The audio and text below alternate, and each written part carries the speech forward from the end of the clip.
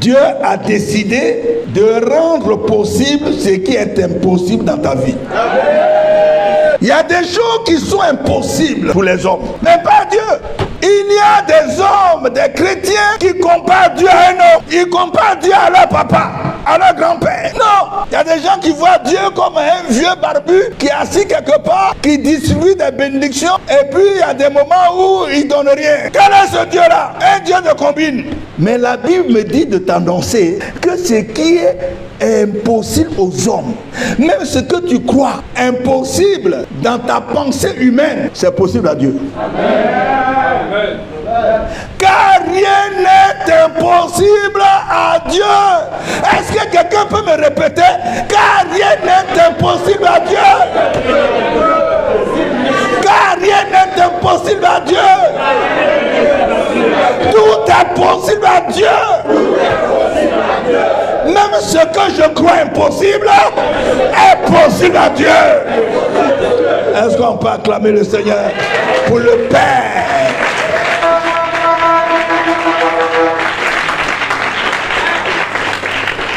Tu as besoin de dire, viens au secours de mon incrédulité. Il arrive un moment où on se dit, c'est fini, la foi fout le camp parce qu'on est découragé. Il y a longtemps on prie et puis on ne voit rien. Bon, laissez tomber, parce que si on ne vient pas à l'église, on va demander pourquoi tu n'es pas venu à l'église. Venons à l'église jusqu'à ce que la mort nous emporte. Peut-être qu'on va aller au ciel. Des gens comme ça disent, mais peut-être. Ils ne sont même pas sûrs de leur salut. Que veut dire ce qui est impossible dans ta vie? Qu'est-ce qui représente ce qui est impossible dans ta vie? Alors, premièrement, on peut dire ce que tu désires et qui n'est pas encore réalisé. Amen. Ce que tu désires et qui n'est pas encore réalisé, pour toi, tu dis que c'est impossible. Deuxièmement, un sujet pour lequel tu as longtemps prié, mais qui n'est pas encore exaucé. Pour toi, tu trouves que c'est impossible. Troisièmement, un problème pour lequel les hommes sont intervenus, même les grands, mais sans solution. Ton oncle est intervenu, le ministre est intervenu, le roi de ton village est intervenu. On dit, bon, allez-y, on va régler ça. Sans solution. Tu dis, bon, c'est même pas la peine. Pour toi, c'est impossible. Alors que Luc 18, verset 27, dit, ce qui est impossible aux hommes, c'est même ton oncle qui est grand là. Il n'a pas pu régler ça, mais Dieu est capable de régler ça. Vous savez que le plus souvent les hommes se tournent d'abord vers les hommes avant de chercher une solution. Même vous, quand vous êtes un peu malade, rapidement sur les comprimés d'abord, n'est-ce pas? Où est le comprimé? Où est le comprimé? Il ne veut même pas dire Seigneur, aide-moi avant d'aller chercher le comprimé. Dès que comprimé, et vous avez mis mon comprimé, ce ne sont pas des réactions spirituelles. La première des choses, celui qui t'a créé, confie-lui ça d'abord avant d'aller chercher le comprimé. Il y a des gens qui ne prient même pas quand ils sont malades. Quand leurs enfants sont malades, ils ne prient pas d'abord avant d'aller à l'hôpital. Et ils tombent sur de mauvais médecins, des médecins mystiques, sataniques qui vont tuer leurs enfants. Or, si tu pries d'abord avant d'aller à l'hôpital, Dieu va disposer des hommes qui ont une vie propre, qui vont s'approcher de toi. C'est Dieu qui connaît qui est qui. Vous les voyez bien habillés, en cravate comme moi ici, mais ils sont des filles du diable, des buveurs de sang. Si tu ne pries pas, tu vas tomber dans les mains de celui-là. Il va écouter ta vie. Amen. Un problème pour lequel les hommes sont intervenus, même les grands, sans solution. Quatrièmement, un projet ou un besoin non réalisé, malgré tous tes efforts. Et tu penses que cela est irréalisable. Tu as fait tous tes efforts, tous les efforts humains. On peut citer pêle-mêle ce qui n'a jamais été dans ta vie. Tu n'as jamais connu de succès, de réussite, de promotion, de nomination, de prospérité. Et pour toi, tout ça, ce n'est pas possible chez toi. Et puis ce qui tarde, depuis que tu pries, ton mariage tarde, ton enfantement tarde, le financement de tes projets tarde. Pour toi, tu dis, ce n'est pas possible. Ta guérison tarde, ta réintégration tarde. Il y a un frère qui est venu depuis la quinzaine, connaissait sa vie sans ses difficultés, c'est qu'il a été radié de sa fonction sans raison. Et il a tapé à toutes les portes jusqu'à la présidence. Ça fait 14 ans. Quand il m'a expliqué, l'Esprit de Dieu me dit, la sorcellerie de sa famille l'a jeté dehors, puis fermé la porte derrière lui. C'est la porte de son travail. Les sorciers l'ont tiré de son travail. Ils l'ont jeté dehors. Et puis ils ont fermé. Même si tu vas à la présidence, la porte n'est pas ouverte. C'est une affaire spirituelle. Dieu doit intervenir dans cette affaire. C'est impossible aux hommes de régler ce problème. Non, c'est un problème spirituel. Par la grâce de Dieu, il a repris. Depuis qu'il a assisté à la quinzaine, il a repris les démarches. Et les choses commencent à bouger. Alléluia.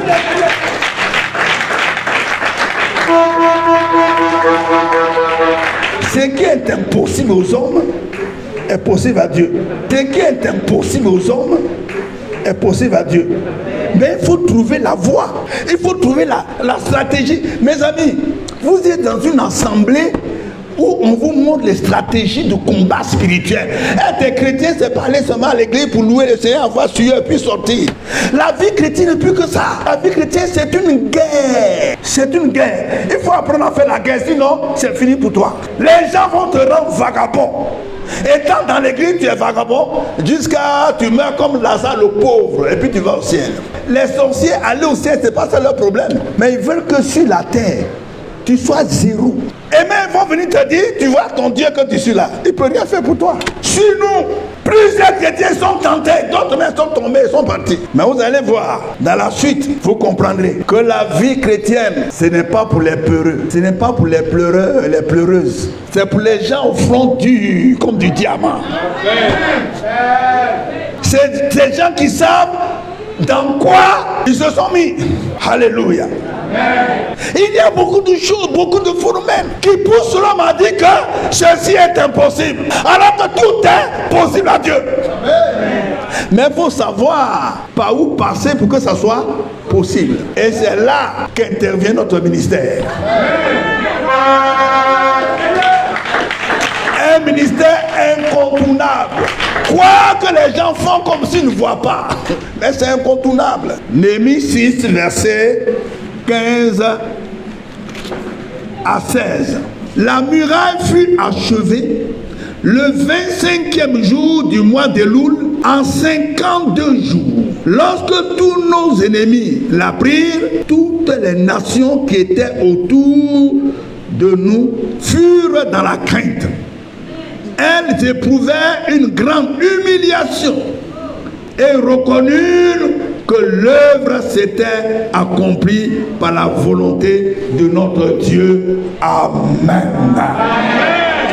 Pour reconstruire les murailles de Jérusalem après la captivité, les gens sont venus par vague pour faire cela. Il y a le groupe de Néhémie, le groupe d'Esdras, le groupe de Zorobabel. Ils sont tous venus. Mais la Bible nous dit, dans le mois d'Éloul, la chose s'est accomplie. La muraille a été bâtie. Et ce qui est plus important, c'est la suite. Les ennemis qui ne voulaient pas que la muraille soit réalisée, rebâtie, quand ils ont vu, ces gens-là éprouvèrent une grande humiliation et reconnu que l'œuvre s'était accomplie par la volonté de votre Dieu. Alors je te dis, à partir de ce mois d'Éloul, tes ennemis seront dans la confusion. Quand ils vont voir la main de Dieu dans ta vie, ils seront étonnés, ils vont dire, mais qui a ouvert la porte? Qui a permis que cela soit réalisé? On avait tout bloqué. Mais voici, ils vont reconnaître que ton Dieu qui a fait ça. C'est pourquoi la caractéristique principale du mois de Loul, c'est changer l'impossible en possible. Changer l'impossible en possible. Deutéronome 23, verset 5. Je changerai pour toi la malédiction en bénédiction. Parce que tu es aimé de l'Éternel, ton Dieu.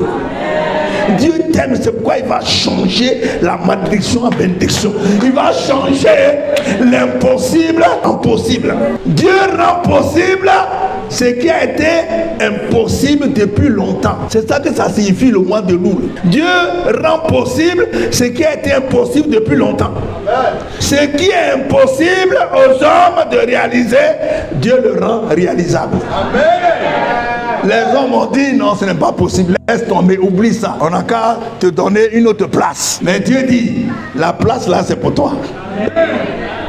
Quelqu'un t'a pris cette place, il faut maintenant trouver la stratégie de prière pour le propulser, le jeter de là, chasser de là. Luc 1,37.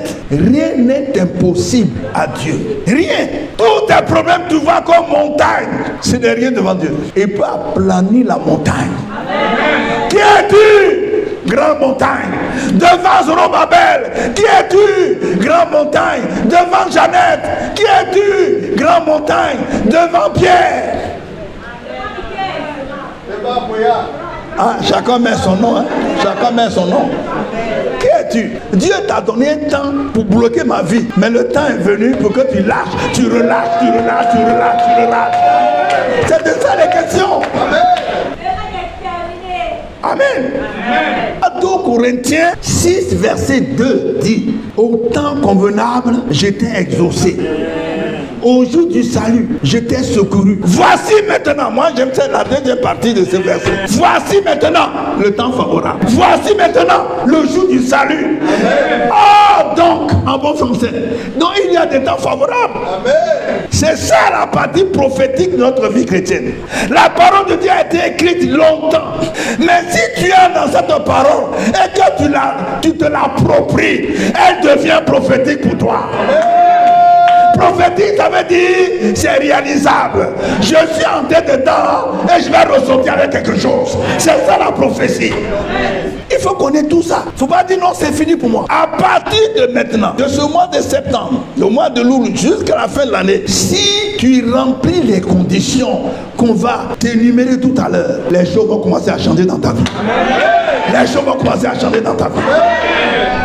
L'attitude du concerné, tu dois avoir 3 attitudes, c'est-à-dire 3 comportements. Parce que quand la Bible dit Dieu rend possible ce qui est impossible, ce n'est pas de la magie. Le concerné doit y participer. C'est-à-dire le principe de Dieu, si tu ne le connais pas, on va te donner une prophétie et puis tu vas te coucher. Tu vas attendre longtemps. Une prophétie peut être vraie te concernant, mais si tu vas dormir, ça va passer sur ta tête. Tu dois participer à ton salut. Quand tu reçois une prophétie, c'est que Dieu t'a donné problème. Souvenez-vous, vous mangerez, vous allez dans un pays où coule le lait et le miel. Et qu'est-ce qui est caché derrière le lait et le miel? Des anaques, des filles de géants avec de longues épées comme ça. Va manger et boire, va sans combattre. Si tu reçois une parole venant de Dieu, prépare-toi. Et la Bible dit, c'est un terrain. Dieu veut dire, prépare-toi. C'est dur devant, mais je suis avec toi. Ne crains rien. Tu pars par le feu, je suis avec toi. Si tu es dans l'eau, je suis avec toi. Mais seulement c'est un terrain. Prends courage, je suis avec toi dans ce combat.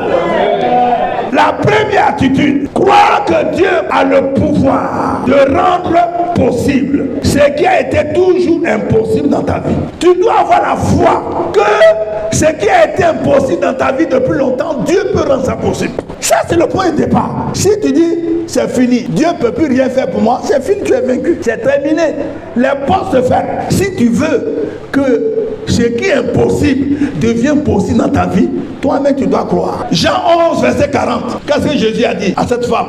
Ne t'ai-je pas dit que si tu crois, tu verras la gloire de Dieu? On ne peut pas voir la gloire de Dieu si on n'a pas cru. On ne peut pas voir la gloire de Dieu, les bénédictions de Dieu, les miracles de Dieu, si nous-mêmes on ne croit pas. Dieu fait des miracles, mais il ne fait pas de magie. Je vous ai toujours dit ça. Magie, ça c'est mystique, c'est sorcier. Mais la foi crée le miracle. Deuxième attitude, avoir la conviction que Dieu va le faire au temps convenable.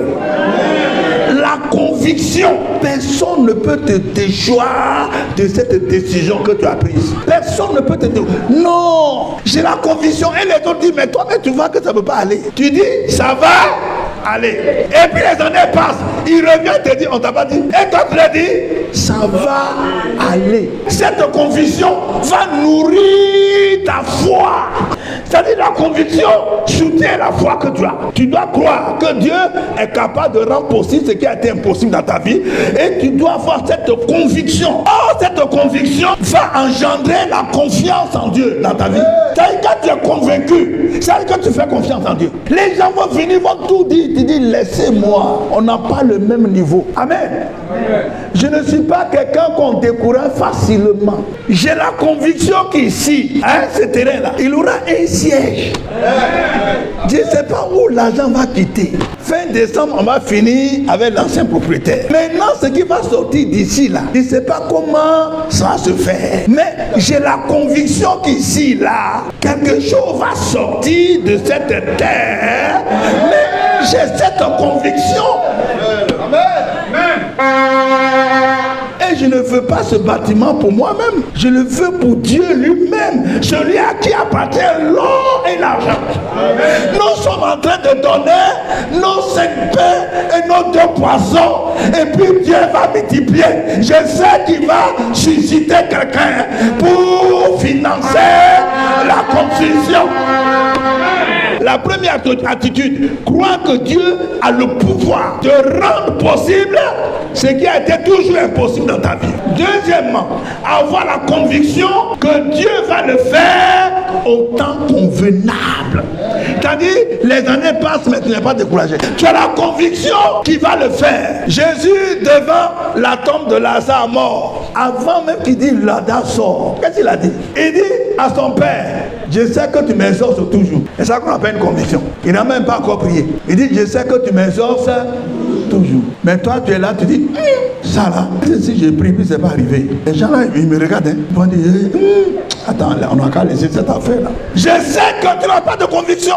Jésus dit, je sais que tu m'exauces toujours. La première phrase, il dit, tu m'as déjà exaucé. Je sais que tu m'exauces toujours. La femme qui perdait le sang, si je puis seulement toucher à son vêtement, je serai guéri. Qu'est-ce qu'il lui a donné de proclamer cette parole? C'est une conviction intérieure. Oh, les gens sont derrière, même les disciples, ils sont derrière Jésus. Ils ont des problèmes, hein? Mais suis Jésus comme ça. Chacun a son besoin, mais suis la foule.